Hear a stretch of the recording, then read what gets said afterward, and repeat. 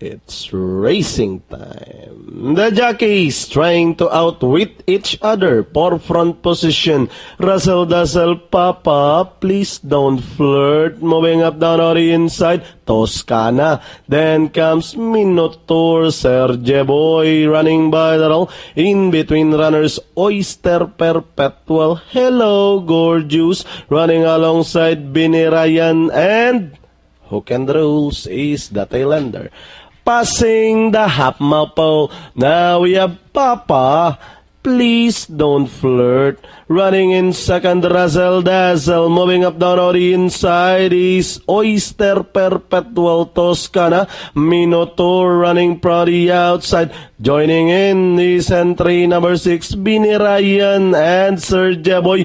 Hello, Gorgeous, arriving at the race tail. And into the home stretch, it's Papa. Please don't flirt. Is still leading the field by about 2 lengths. Binny Ryan moving up from the outside. Papa, please don't flirt. Binny Ryan, a long shot. Minotaur rushing up on the outside. And finally at the finish line, Minotaur. Binny Ryan, Papa, please don't flirt. Oyster Perpetual, hello, Gorgeous, for your pentafecta.